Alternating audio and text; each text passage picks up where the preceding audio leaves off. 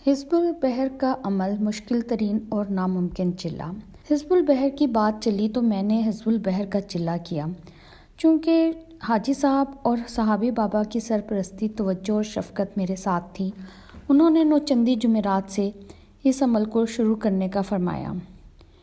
میں نے نوچندی جمعرات کو 2 کفن کی چادریں، 1 سفید ٹوپی، بہت سی خوشبو، بڑا سا لوہے کا برتن جس میں مکمل 18 کلو سرسوں کا تیل آ جائے اور اس میں گلاب، چنبیلی اور رات کی رانی کی تیز خوشبو ڈالی، اور ساتھ ایک بڑی سی بتی ڈال دی جس کی لمبائی 5 میٹر تھی، 5 فٹ گہرا، 5 فٹ چوڑا۔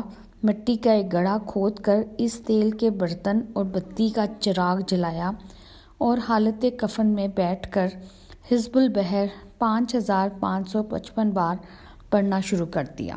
3 بہت بڑے اور موٹے سانپ میرے ارد گرد ہر وقت رہتے۔ وہ بظاہر تو سانپ تھے، لیکن دراصل وہ جنات تھے جو کہ حفاظت کے لیے مقرر تھے۔ چنانچہ یہ عمل جلالی ہے۔ پڑھتے ہوئے ساتھ بارش کا پانی مجھے چسکی چسکی اس لیے پینا تھا کہ میں لعاب خشک ہو کر عمل کی حدت اور حرارت کی وجہ سے آگ پیدا ہو جاتی تھی۔ اس آگ کو یا تو زمزم کا پانی یا پھر بارش کا پانی ختم کر سکتا ہے۔ ہاں، اتنی اجازت ضرور تھی کہ اس گھڑے کی دیوار سے ٹیک لگا سکتے ہیں۔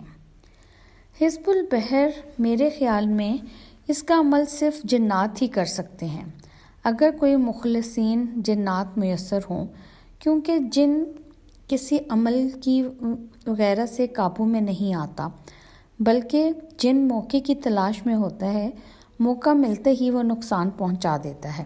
ہاں، اگر بڑوں کی برکت سے جنات سے دوستی ہو جائے، یا میری طرح جسے بچپن سے جن محبوب رکھتے ہوں، بلکہ مجھ پر تو جن عاشق ہیں، تو ایسے شخص کے لیے عمل کرنا کبھی مشکل نہیں ہوتا، کیونکہ دوران عمل چڑیلیں، دیو، جنات، پریاں اور لاہوتی، ناسوتی، ملکوتی، جبروتی مخلوقات کے طرح طرح کے شدید حملے شروع ہو جاتے ہیں۔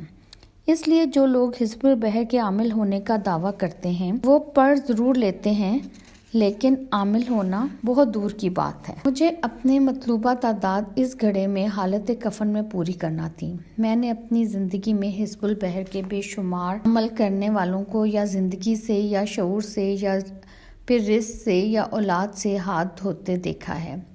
عمل کے ٹھیک 7ویں دن ایک ایسا ہولناک منظر میرے سامنے آیا۔ اگر میرے ارد گرد جنات سانپ کا پہرا اور میری پشت پر بڑے طاقتور جنات کا ہاتھ اور سب سے بڑھ کر حفاظت الہی کا ساتھ نہ ہوتا، تو یقیناً مجھے اپنی جان سے ہاتھ دھونا پڑ جاتا۔ ہیبت ناک، ہولناک اور دہشت ناک منظر۔ واقعہ کچھ یوں ہوا، پڑھتے پڑھتے مجھے محسوس ہوا ایک جنگل ہے، 2 میاں بیوی ہیں، ان کے بہت سارے بچے ہیں، بچے کھیل رہے تھے۔ تھوڑی ہی دیر میں میاں بیوی میں جھگڑا شروع ہو گیا۔ بیوی نے میاں کو کوسنا شروع کر دیا، تو کماتا نہیں، ہڈ حرام ہے، سارا دن گھر میں پڑا رہتا ہے، بچے بھوکے مر رہے ہیں، پہننے کو کپڑے نہیں، لباس نہیں، گھر کی چھت نہیں، نیچے کا فرش نہیں، اس طرح کی سخت تلخ باتیں بیوی مسلسل کہے جا رہی تھی۔ میاں پہلے تو تھوڑی دیر سنتا رہا، پھر اسے بھی غصہ آ گیا، پھر اس نے بھی بولنا شروع کیا اور غلیظ اور گندی زبان استعمال شروع کر دیا۔ پھر تھوڑی دیر میں میاں نے قریبی درخت سے شاخ توڑی اور اس سے بیوی کو مارنا شروع کر دیا، اتنا مارا کہ اس کو لہو لہان کر دیا۔ پھر بچوں کو بھی مارنا شروع کر دیا، بیوی بے ہوش ہو کر گر گئی۔ میاں بچوں کو بھی مار رہا تھا، بچے لہو لہان ہو کر مسلسل گرتے جا رہے تھے، وہ مسلسل گالیاں دے رہا تھا۔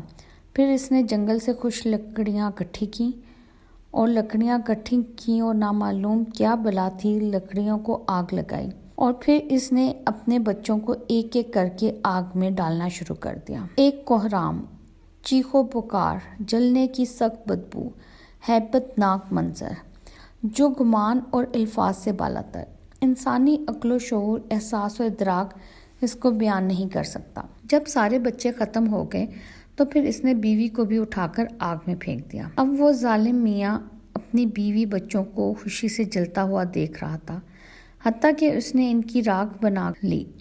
جنگل کی سوکھی پتلی شاخیں اس آگ کے الاؤ کے لیے ڈالنا شروع کر دیں۔ اب اس نے الاؤ کے گرد چکر لگاتے ہوئے جھومنا شروع کر دیا اور وہ کسی نامعلوم آواز میں باتیں بھی کر رہا تھا، کہکے بھی لگا رہا تھا۔ یہ منظر بہت طویل دیر تک جاری رہا۔ میں منظر بھی دیکھ رہا تھا اور مسلسل حزب البحر پڑھ رہا تھا۔ مجھے میرے مخصوص جنات دوستوں نے پہلے ہی بتا دیا تھا کہ آپ کو ڈرانے، بھگانے اور پریشان کرنے کے لیے بہت زیادہ محنت کی جائے گی اور حیرت انگیز مناظر دکھائے جائیں گے۔ بس اپنے آپ کو اعصاب اور خیال کے اعتبار سے مضبوط رکھنا۔ اگر تھوڑا سا بھی چھنکا لگا اور ڈر گئے تو بہت بڑا نقصان ہو سکتا ہے۔ اب میں یہ سب منظر دیکھ بھی رہا تھا اور مجھے جنات دوستوں کی ہدایات بھی یاد آ رہی تھیں۔ پھر اس وحشی کے کہکے، آگ کے الاؤ کے گرد اس کا جھومنا، آگ کے اندر مسلسل بیوی بچوں کے جلنے، گلنے، سڑنے اور کھوپڑیوں کے سڑنے کی آواز۔ علامہ لاہوتی پراسراری کہاں ہے؟ یکایک وہ وحشی رک گیا اور متلاشی نظروں سے ادھر ادھر دیکھنے لگا اور اونچی آواز میں کہنے لگا، سب جل گئے، ابھی ایک شخص باقی ہے۔ وہ کہاں ہے؟ وہ علامہ پراسراری کا نام لے کر مجھے تلاش کرنے لگا، کبھی جنگل کے اس کونے، کبھی دوسرے کونے، پھر آگ کی طرف آتا اور لکڑیاں اکٹھی کرتا۔ میرا نام لیتا، آگ بھڑک رہی تھی، شعلے تیز ہو رہے تھے۔ آگ کی گرمی کی شدت اور حدت میں گڑھے میں محسوس کر رہا تھا۔ کفن کی چادریں، میرا جسم پسینہ پسینہ، مٹی بھیگ گئی، پسینے کے قطرے ایسے ٹپک رہے تھے جیسے بارش کا پانی۔ بہت دیر وہ مجھے تلاش کرتا رہا۔ آخر کار مجھ پر اس کی نظر پڑی۔ اس نے وحشیانہ انداز سے کہکا لگایا اور مجھے دور سے پکڑنے کے لیے دوڑا۔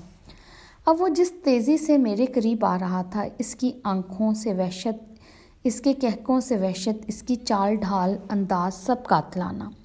مجھے احساس تک نہیں تھا کہ وہ اتنا بڑا خوفناک ہو سکتا ہے، بلکہ ایک پل میں حاجی صاحب کی آواز میرے کانوں میں گھومی، گھبرانا نہیں، ڈرنا نہیں، یہ عمل سے ہٹانا چاہتا ہے، تم تک ہرگز نہیں پہنچ سکے، اگر تھوڑا سا بھی چونک گئے تو یہ کامیاب ہو جائے گا اور تم زندگی سے ہاتھ دھو بیٹھو گے۔ یقین جانیے، اگر یہ لفظ میرے کانوں میں پڑتے ہی میں اپنے مکمل ہوش و حواس اور جوش کی مکمل طاقت کے ساتھ حزب البحر پڑھنے میں مشغول ہو گیا۔ جب وہ میرے قریب آیا، اس نے مجھے پکڑنا چاہا، میں مطمئن بیٹھا رہا۔ اس کے ہاتھ میری طرف بڑھے، مجھے شعوری طور پہ اس کے ہاتھوں کا لمس محسوس ہوا۔